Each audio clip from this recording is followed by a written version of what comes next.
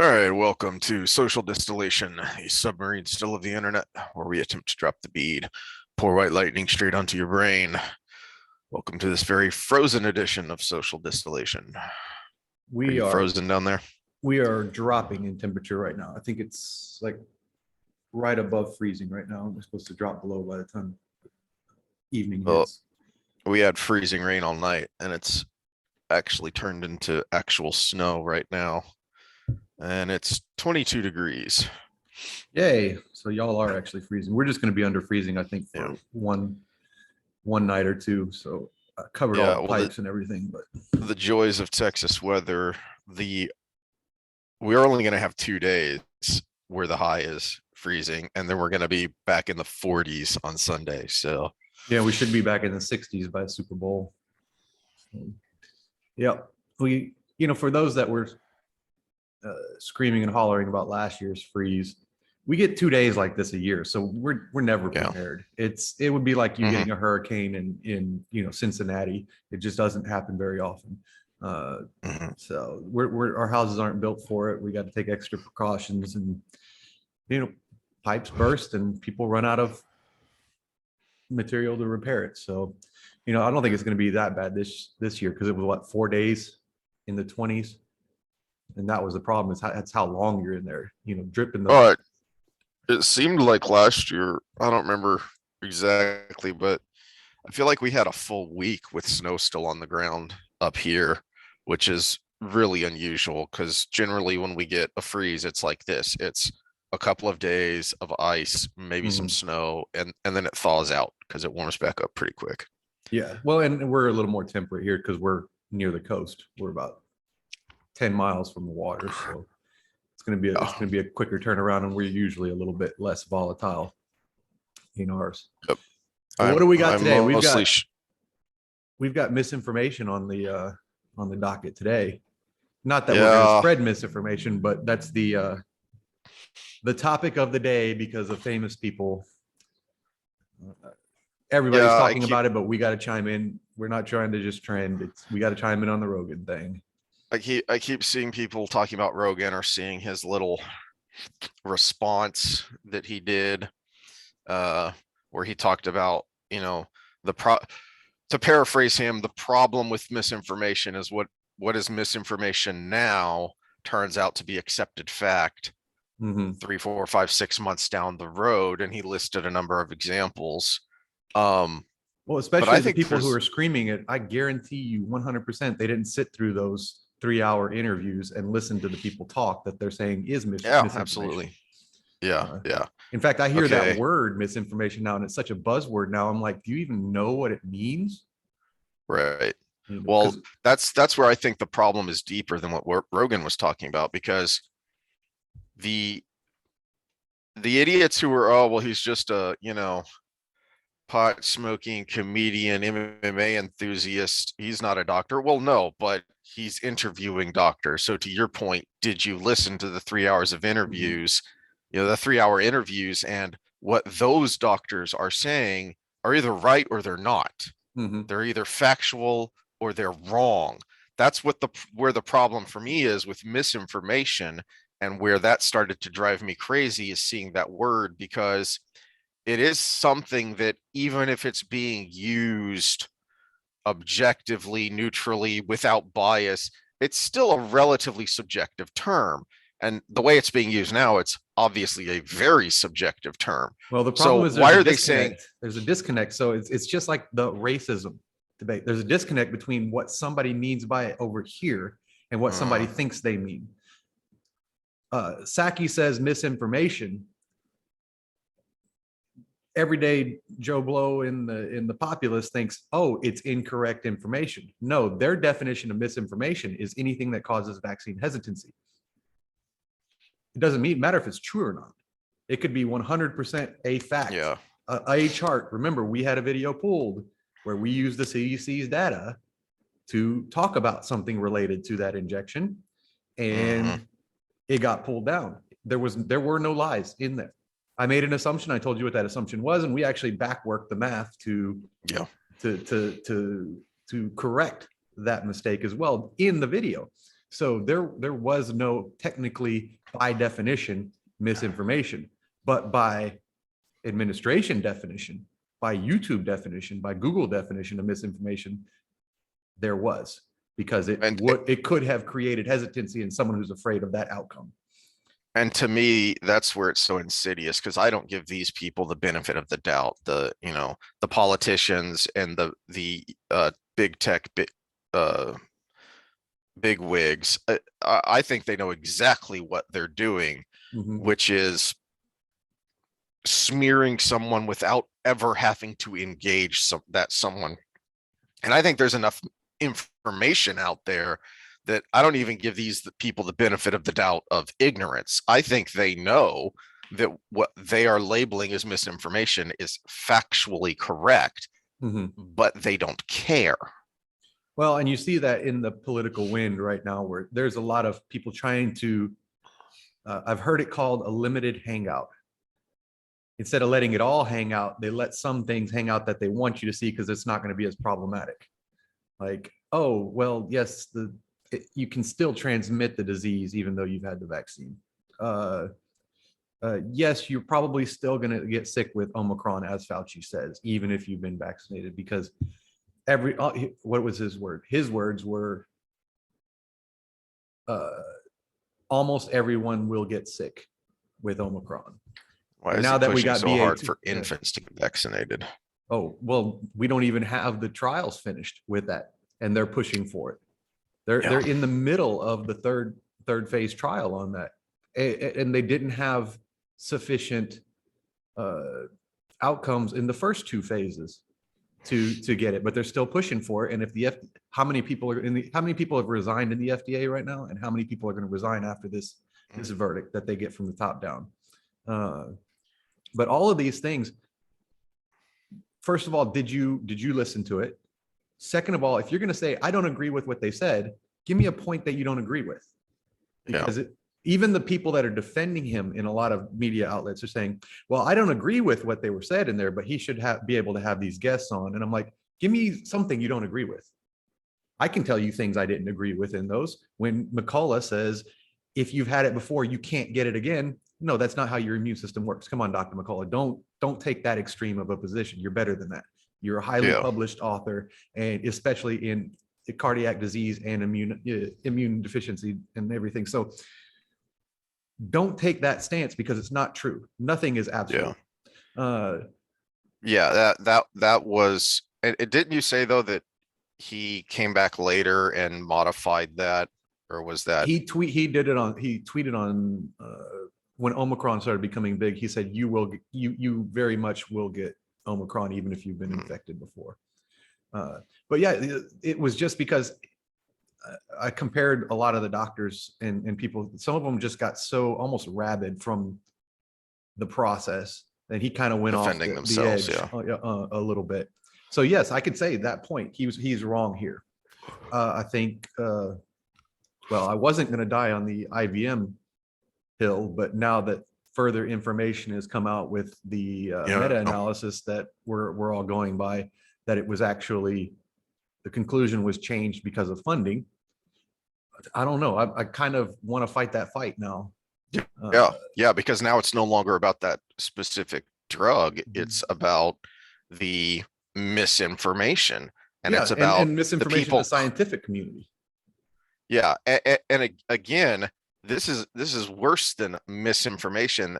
This is flat out lying. And that's what's so infuriating about this stupid term being thrown around is, again, what is being said is either right or it's wrong. And it can be if it is wrong, it can be refuted with facts. Okay, it's wrong, bring your own facts. So to that point, I saw a clip of the frickin' Surgeon General on a show on MSNBC. There are a moderately successful YouTube channel gets more views than MSNBC. Joe Rogan is by far the most watched, listened to media figure out there. I mean, he basically invented this podcasting industry that we have right now. what are you doing on a show that gets tens of thousands of views when you could go on a show that gets millions of views? As much as I think he's a weasel for what he did after the fact, kudos to Gupta for going on. Where are all these other people? If the Surgeon General is so concerned about the misinformation being spread on Rogan's show, go on. You think he wouldn't have you on? You're the freaking Surgeon General. You don't think you could just make a phone call and be on next week and then lay out your case? If it's so important that people get the correct information and that you straighten out this misinformation, why the hell are you on a show that gets just the tiniest fraction of views that Rogan does? Well, and in his little apology, the whole thing about I need to get more contradicting voices, and yes, that's true, but they need to be on at the same time, not in a separate show. They need to have a debate in real time, because I can come in after the fact and put together a nice, pretty picture that not proves my point, but makes my point look good, with nobody there to say, hey, but no, that's not how this works. That study does this, or this is why I said what I said, and here's my information to back it up. Whereas whoever goes last is going to win in that situation. You want to talk misinformation, false information, and misleading information. The most guilty party in that on the Rogan show was Gupta. We went over those studies he talked about, where they actually excluded vaccinated people from the myocarditis numbers, and that one didn't get pulled down. But we went over that, and it was very misleading the way he presented it, because he presented it as if children have a worse effect based on this study, 15 times worse, when it, first of all, wasn't even on children. Second of all, didn't include vaccinated people. Third, it was just poorly designed in general. So it was very misleading because of the conversation they were having. He interjected it in there. You automatically, as a listener, would conclude, oh, he's talking about children are 15 times more likely. When it was, no, this was adults, excluding people who would have the other variable they're actually talking about in the conversation. So it wasn't even a relevant study to the conversation, except for maybe a lead into further analysis. Yeah. Well, speaking of misinformation, where are we? You wanted to do a year in review. Well, I want to show one thing first, because it's kind of important, because we were talking about language misinformation, and this came to my attention. Merriam-Webster has added anti-vaxxer to their dictionary, and I want to highlight the first one. Or regulations mandating vaccines. Anybody who opposes that is now officially, by definition, an anti-vaxxer. This used to be the definition down here, but now they're going to conflate that now that they're trying to get it approved for kids. So if you oppose the mandates, you are officially, by definition, legally an anti-vaxxer. So take that as you will. But yeah, year in review, we've had a lot of flags. We've been told we were misinformation. We have brought forward information that supported the people that are considered misinformation on Rogan. But how much of that, whoops, which one do I want? Let's start with natural infection. This is one we got flagged on. If you've had COVID before, we have stood by the fact that that's just how your immune system works, that you are as protected or more than someone who is vaccinated. This is the CDC's own chart right here. They follow Delta. Now, obviously, the big curve, that's unvaccinated, never been infected. That's the worst one to be, obviously. We've never contested that. But let's look at these lines down here. Can you see the key? Can you read that? Yeah. Unvaccinated previous COVID infection is this little lighter colored dotted line right through here. Vaccinated and COVID is this black line. And both of those are better than vaccinated, no previous COVID. So yes, it's better than nothing, which is obviously the worst, but that was never our position. Mhm. Our position was, if you've had the disease, leave me alone. Mhm. And now we go into the talk about, healthcare workers and being fired because they won't get the vaccine because they previously had COVID. Well, something else we've talked about that we are vindicated on. This is hospitalizations after first and second dose of the vaccine of people that were infected and people that weren't infected. We have an increased rate in hospitalizations. In fact, to the tune of approximately, based on this study, 1 in 1,000 vaccinations in someone who's previously infected results in a hospitalization. Well, if we go back in time to our first discussion, which was almost a year and a half ago on natural infection, when we were getting the Israel numbers come out, Yeah, maybe a year I think ago, so. it was about a 1 in 1,000 reinfection rate, not hospitalization, reinfection. So a breakthrough infection from having the disease before was 1 in 1,000, whereas, and that's all results. So I just get the sniffles. Whereas from the actual jab itself, 1 in 1,000 hospitalization rate. Now, this was done on VA. This was a VA study, so it's going to be skewed male and older. So there is that. So we got to disclose that. But when we looked at the one that got pulled, the myocarditis numbers, the younger you were, the worse that was. Which we still have not gotten a response on, have we?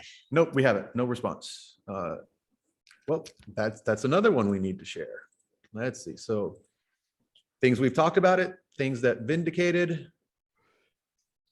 Yes, here we go. So we've got another study. All right, there's so many things to talk about. I have so many tabs open. Risk of myocarditis, pericarditis, arrhythmias, etc., from COVID-19 vaccination or the infection itself. Here is the chart in question. Myocarditis under the age of 40.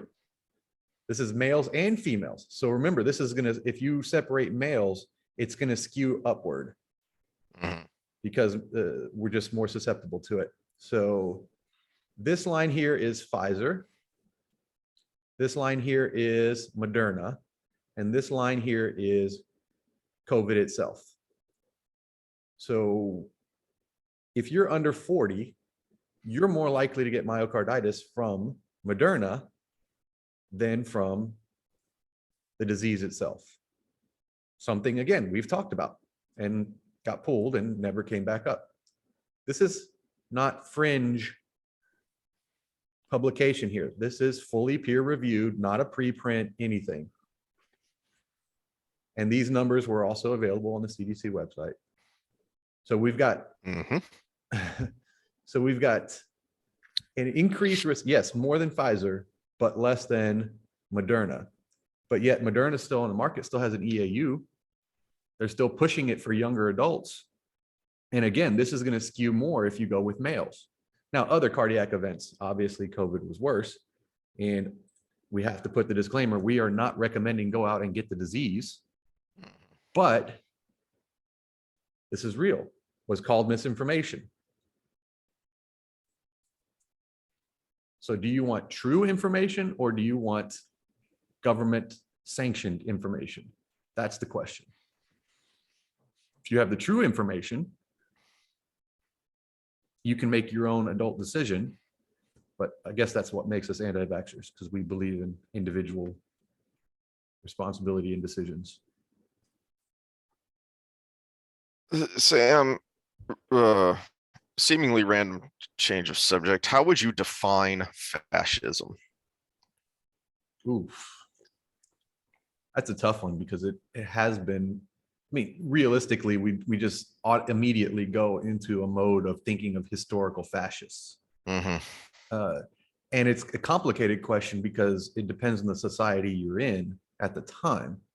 Because Mussolini was a different type of fascist than Hitler was, but they were still both fascist. Mussolini Yeah. was a workers of the world unite guy until he got, this is the fine line between communism and fascism. Yeah. When he got back from World War I, he realized, oh, Italians identify as Italians. So it's Italian workers of the world unite. That was the only change. Yeah. And he immediately went from communist to fascist because he became nationalist. So fascism, I guess, if you're going to, is that totalitarian. I'm not even going to say right wing because right wing depends on where you live too. It's that Also, totalitarian with nationalist bend. do you know who came up with the idea that fascism is far right? Stalin. That was his propaganda. That was his attack on fascism, because he wanted to be the world leader of the workers of the world uniting. The way Mussolini defined it, he's the one who came up with the term, even though I've made the case that the idea has existed long since, is everything within the state, nothing without. So it is an admittedly totalitarian ideology. But the mechanism of fascism is what is interesting and dangerous, because the mechanism for implementing socialism under communism is the commune. It is the state taking control over all private property and then delegating its use based on their determination of how it should best be used and who should be using that property. The mechanism of fascism is there's a scary buzzword going around. If you know history, there's a scary buzzword going around now called public-private partnership. Well, that is literally the mechanism of fascism. Is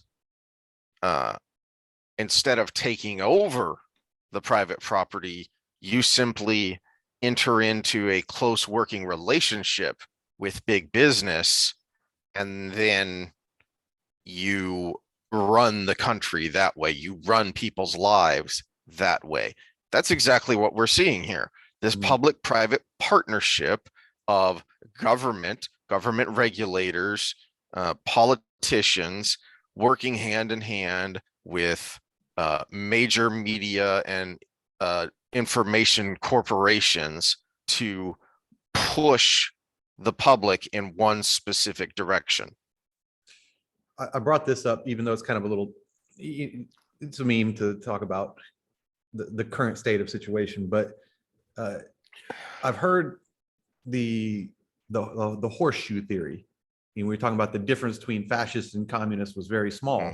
And so they think about it like a horseshoe where everybody else is here and then your fascists and communists are here versus left and right, right?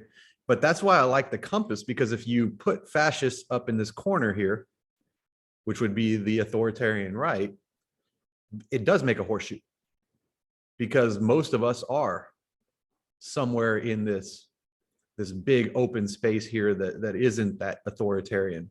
Now, I have a feeling that in this little gap, it's just the fact that most people who are going to be authoritarian are going to be extreme in one way or the other in ideology. I just think it's probably pretty rare that you're going to be a very moderate person, but yet still be a control freak. So that gap there is really what ideology you want to be to have the authority, whereas all the rest of us are down in this bottom left or right area. Of course, the anarchists are going to be down in this corner, where your kind of free market libertarians are going to be down here, like your Michael Malice's of the world. So, of course, those are extreme examples too. But again, most of us are right in this little center of the dot. So it doesn't quite make a horseshoe, but you can see that the gap between the two is actually smaller than the gap between most people. Now, as far as what you were talking about, I was watching the speeches from the World Economic Forum. You know, Oy. for those that don't know, that's the big Davos thing. You hear that, of course, people are yelling conspiracy theory and misinformation, but I'm just listening to the words they're saying, and they're saying exactly what you're told they're saying. Klaus Schwab is saying you will own nothing and you will like it. And I'm wondering, why the hell is Fauci speaking in this conference? I mean, this guy should be at home taking care of his people, and if he is giving good information, getting that information out, he should be on Rogan, not speaking at the WEF. If you really think about it, but he won't, because he cannot take a long form interview. Gupta thought he could, but he couldn't take it. He was ill prepared for just the nature of the long discussion. He tried to give talking points when there was no commercial break to save him. Yeah. And that's And why when he was in front of someone who wasn't going to let a talking point lie, you know, that's what makes Rogan interesting. That's why people watch him. That's why Dave Rubin did well when he first started out, is the long form idea, which was thought to be dead. No, people want that additional information. They don't want a talking point. They want someone who will say, no, wait a minute, go deeper, explain more. And what he's about always got this? it in What his hip about pocket. that? Jamie, look that up. Yeah. Yep. Realistically, this whole thing would have been solved with a long form debate amongst these people. Yeah. You should have had Fauci, should have had the signers of the Barrington Declaration, should have had Collins, you should have had all of those people sitting around a table with a camera on them for the public to see on C-SPAN or whatever public PBS or whatever public station you want, or anybody who was willing to pick it up, talking about the finer points of lockdowns, talking about the finer points of therapeutics, talking about the studies involved with it and what should be continued, what should be put aside, where the resources should go, how masks affect children, how I'll tell you, I'll confess one big mistake I made in this whole process is I kind of defended masks in the beginning because it was get us through this process. And my mistake was I thought it would be temporary. And I didn't think deep enough into the effects on children at the time. So that was my mistake. If you want to, if I want to go back and say I was wrong, there's a big one right there. I should have been against the mask mandates from the beginning. But yeah, that's how it should have played out. And then we could have looked at this, and then we have a follow-up, 6-month follow-up. Okay, these are the things we concluded. What were we right and wrong about? What does the real world data say? But what we got was, you can say this, you can't say that. And oh, by the way, we're going to sabotage any good data collection. Like for a great example of that is the CDC not measuring breakthrough infections with the vaccine after last May, because they thought it would muddy the water. So they only track hospitalizations. The chart I brought up earlier, the only reason we have that is because that was a hospitalization chart. Actual breakthrough infections, we don't know that number. We know what it is out of Israel. We know what it is out of the UK. We know what it is. I think Israel even stopped at some point. Because they just realized with Omicron, the numbers were so bad. It's going to be. No, I think sometime during Delta they stopped, if I recall correctly, because the numbers were looking so bad. But and we want to go down that hole too. We got the most vaccinated country in the world is still exploding. That was another mistake I made early on. I thought the vaccine would be sterilizing. It wasn't. Now I didn't like die on that hill because I didn't know. I just thought it would be, and I thought it was a good idea, but it wasn't. And so we're here. We're where we're at. We can't deny where we're at. So, but yeah, year in review. Those are examples of some things that we were being told we were misinformation, fact checked or whatever, but yet it was all true information. It's all playing out. So before you go on and just label somebody something and say this person should be off the air because they're harming people, right? Well, all the things that we had right, the other side was harming people. So that's why the debate needs to play out, because who has the best information will win. Right now, it's who likes blue and who likes red. Yeah. And it's all going to come back on us when your side when the other side takes over. All the things you're trying to do now by censoring people and canceling people, the other side's going to do it too. And you're going to be like, you're a hypocrite. Well, guess what? Tit for tat. Yeah. Speaking of stupid things that annoy me, Sam, why does the Did I make it for you to NFL, share? why does the NFL hate indigenous peoples? Go on. I didn't know where you were going with this. So one of their flagship teams, one of the longest standing teams, has changed its name from a name honoring indigenous peoples to honoring the white colonial patriarchs that subjugated those indigenous peoples. Did they officially change it? What is it, admirals? Oh, dude. Oh no, share it's worse? screen. Oh God. Share. I'm glad I don't watch The Washington Commanders. And besides the fact that that's just stupid and hilarious, they've scrubbed their own team history. This is the Washington, this is their website, and they mention that they started out as the Boston Braves, and then the team changed its name to what? What they changed their name to? What they win those Super Bowls under? Okay, so I got two parts. First of all, yeah, it is kind of a dumb name. But the second part is, why didn't they just go back to Braves? Yeah. Okay, They wouldn't have even had to change anything, really. Yeah, you could have kept the same logo. I could understand Redskins being a derogatory word, because I mean, I can see somebody making that argument. I think it's still a little oversensitive, but I could see that argument. But you could have had Braves. It's respectful. We have Atlanta Braves. They just won a World Series. Those were the Boston Braves. That's when professional football was first starting out. A lot of the original teams started in big time major or minor league baseball towns and took those names as well to try and generate local support, because it's sometimes hard to imagine now, because I think it's Whitlock who says baseball may be our pastime, but football's our passion, our national passion. And it is a bigger sport, but that certainly wasn't the case in the early 1900s when it was first starting out. So when they started in Boston, they took on the same name, the Boston Braves, and they were playing in the same stadium.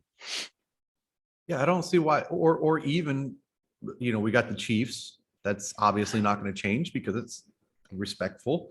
Why not? There's Golden State Warriors. Why not pick something along those lines? You could have stayed with the same theme, stayed with the same logo, same everything, just a different name.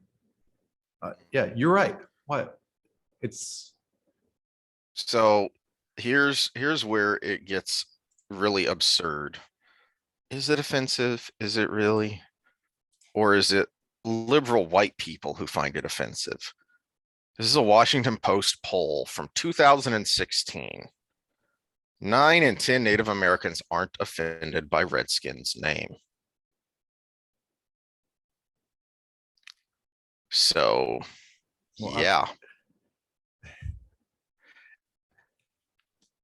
Among the Native Americans reached over a 5-month period, more than 7 in 10 said they did not feel the word Redskins was disrespectful to Indians. An even higher number, 8 in 10, said they would not be offended if a non-native called them that name. Anecdotally, I lived a long time in Oklahoma. It's where my family is. You see a lot of natives wearing Redskins gear. It was their team. It's is kind of The only their thing thing. surprising about that is not that they're doing it, it's that they didn't go with the Chiefs being more local. But that's the only thing Now, that surprised me there. what time is a flat circle and everything repeats itself because we live in the dumbest timeline. Where was it?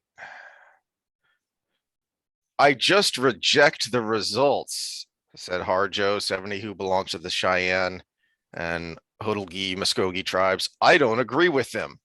And I don't think that is a valid way of surveying public opinion in Indian country. It's a legitimate poll. It was a legitimate poll conducted by a organization that has a long history of doing well-established and approved polls. And, well, I just reject the results. Well, yeah, because they disagree with you. Big time. So it's a handful of native leaders who are trying to make a stink about it. And then woke white liberals who are up in arms about it. And the people who are, the name is supposedly offensive to, don't care.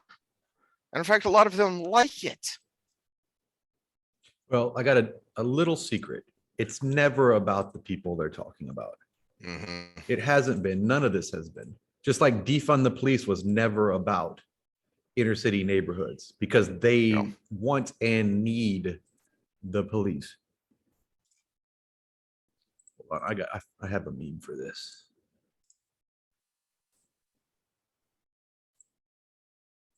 I just saw this the other day. Can we see that whole thing?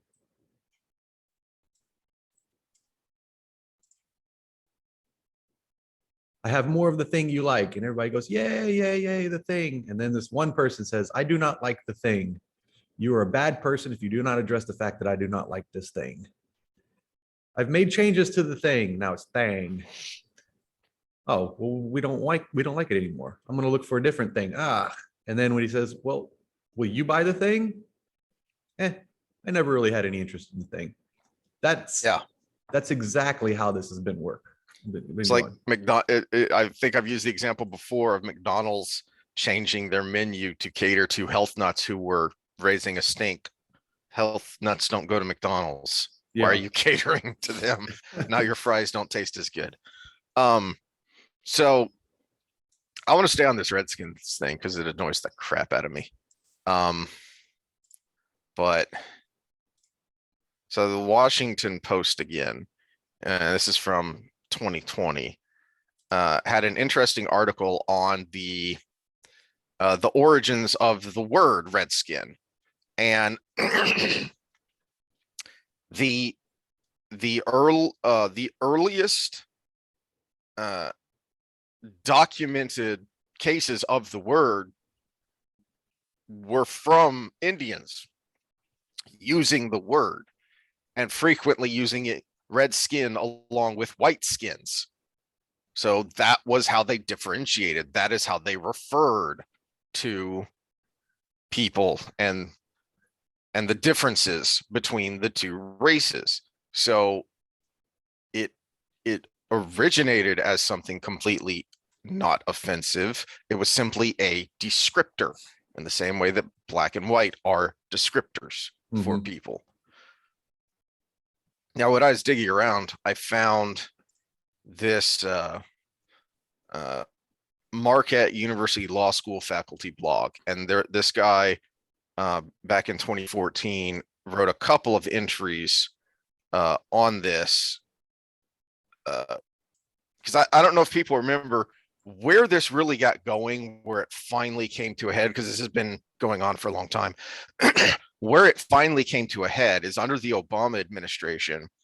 I don't remember which department challenged the trademark registration of the name Redskins and their logo. And that is kind of what led to this eventual unraveling and them taking away the name, because their trademark was being threatened for no good darn reason. So that's one of the reasons you've got this on a law blog. But something interesting that I don't think a lot of people know, unless you're a dork like me who has interest in sports and history, and so I know Jim Thorpe and know a bit of his biography, is before West Coast football was ever a thing, Indian football was the big thing. So the Marshall, the owner of the Redskins, when the team was originally created, he wanted to bring Indian football back to the National Football League. Indian football was a wide open brand of the early 20th century football, usually played by Native American teams that featured lots of passing and trick plays. It was most strongly associated with college teams fielded by the Carlisle Indian Industrial School in Carlisle, Pennsylvania between 1893 and 1917, and during the 20s with the Haskell Indian Institute teams from Lawrence, Kansas. For 2 years, 1922 and 1923, the National Football League had also featured the Orang Indians, an all Native American team based in LaRue, Ohio, that featured player coach Jim Thorpe. So this was a brand of football. That's one of the places the name comes from. And then the coach was a guy named Lone Star Dietz. Now he's a bit of an odd character, and there have been, you'll read, if you dig into this, you'll read accusations that he was a fraud. I don't know that I would go that far, but he was definitely an unashamed self-promoter. But he claimed to be part Sioux Indian. At various times, he claimed to be half Sioux. That may or may not have been true. From what I've read, it was probably less than half. And he was adopted and raised by German American immigrants. So I don't know how much he knew about his history anyway. But the point was, he played on and coached one of these Indian football teams, and he was a big time college star. And so he was hired as the original coach.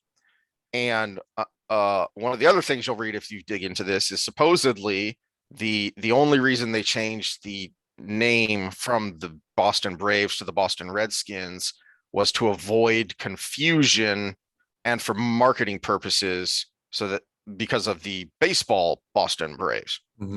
That's not really true. And this guy goes into it in more detail. That you mean they can't just do one of the things I think is the most annoying things in NFL broadcasting, when they go the New York Football Giants, just so they're not confused with the San Francisco Giants.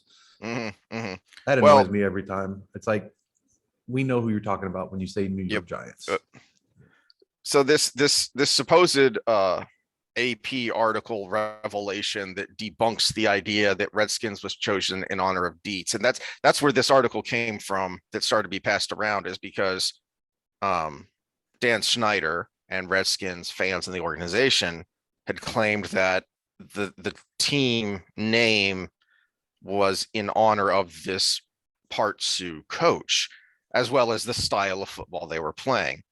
And this Marquette law professor goes through a lot of interesting data, including something I didn't know, which was there was a kind of a linguistic shift where in the 1700s and 1800s, Redskin was used just as a generic term, like we would use native now. But in the later 1800s, that started to shift and be used more specifically to refer to Plains Indians, especially warlike Plains Indians. And so with Dietz claiming Sioux heritage and the history of, Custer's Last Stand and Sitting Bull and all that, that's part of where the name came from. He also, this law professor, Gordon Hilton, also shows some evidence that it was also because they were playing in Fenway Park, and so Red Skin, Red Sox, they liked that connection there.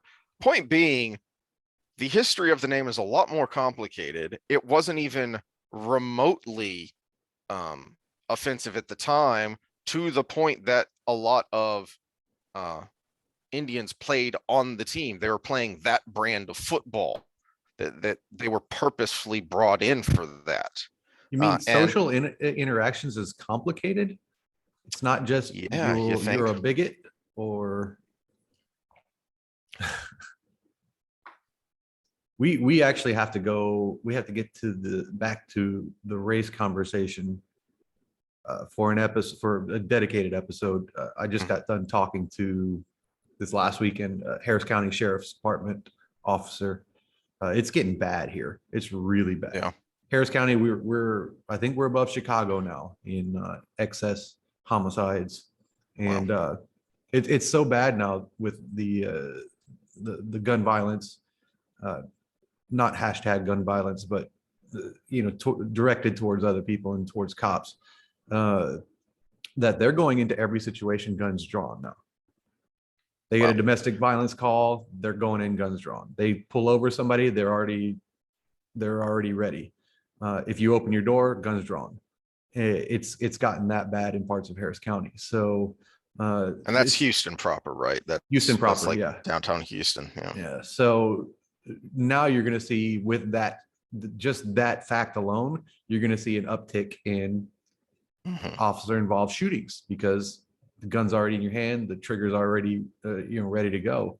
So and it's in response. It's not this systemic oppression coming from the top down. It's like, no, we're getting shot at. We are forced to have to get ready. So I think we have to go down that rabbit hole again. But just from the nature of the situation, and luckily I'm out of the city enough that, but actually as leaking out, there has been a lot of a huge uptick of crime in the burbs as well. So it is what it is, but we need to kind of catch up. We haven't done that in a while, so we have to kind of catch up on the state of where that discussion is at the moment. That's an interesting point to bring up, because one of the I can't find it here. There were two articles by this guy, but one of the points that Hilton brought up that was interesting to me, because I hadn't heard this before, but another possible influence on the name Redskin is that in the early 1920s, there was a very famous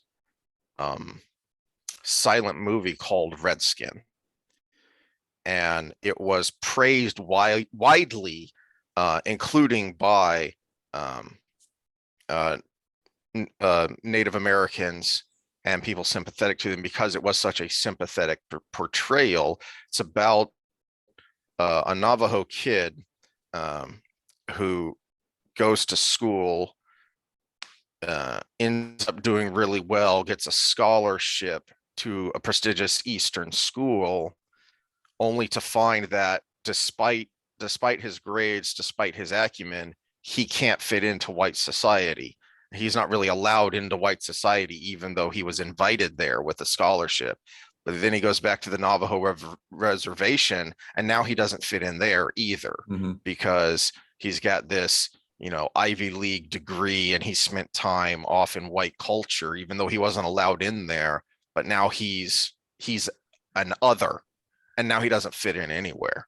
And so I bring that up because it's not like we haven't been here before, and it's not like people in the time of the terrible racism and oppression of the past didn't recognize this, didn't talk about this, didn't try and work to do something about it. Yeah, I think that's a good place to close it out for the day. I got to get back to work anyways, but yeah. Well, how do we want to summarize this? Take the word misinformation with a grain of salt, first of all. Yeah.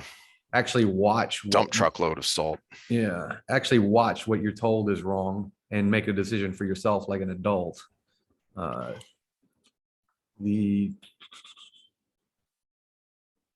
not even, you can summarize the Redskin thing because it's just ridiculousness to me, but yeah, it's just because you hear a talking point repeated doesn't mean anyone's bothered to look and see if it's true. Mhm. Well, realistically, you brought up polls and everything. The fact that everybody's offended by the name Redskin is misinformation. Mm-hmm. So again, we got to separate. Is it misinformation or is it information they don't want you to have? And I think usually it's the latter, especially in the case of this public health crisis. Well, and this is again why we got to talk about race again too, because they keep trying to push the agenda that with the health authorities that racism is a public health threat, because now they can use the same tactics they used with COVID. Because Roland G. Fryer does his longitudinal analysis on cop shooting minorities, and it comes out that there is no disproportional number there. Well, that's misinformation. Mm-hmm. It's factual, but it's misinformation because it affects the public health message that we're trying to address. So it all ties into, all of these things tie into each other, and they've learned that if we call it a public health crisis, this is what we can do with you. This is how we can control you. This is how we can address the things we don't like politically. And unfortunately, again, this is getting ahead of it. We're fighting with the left on this right now, but I know 100% if the right takes power, they're going to use the same tactics. And that we got to get ahead of that. So we're fighting both sides. Mm-hmm. We're fighting both sides. We just got to get ahead of the other side by combating the one that's doing it now. Yep. All right, we got to piece out on that. Disclaimers, we're not doctors. Anything that sounded like medical advice, it wasn't medical advice. It was just charts and graphs and information. We are not sociologists, so polls are what they are. We're quoting other people's polls. Anything else? Don't do the dumb. Nope. And come back next time. See y'all next time.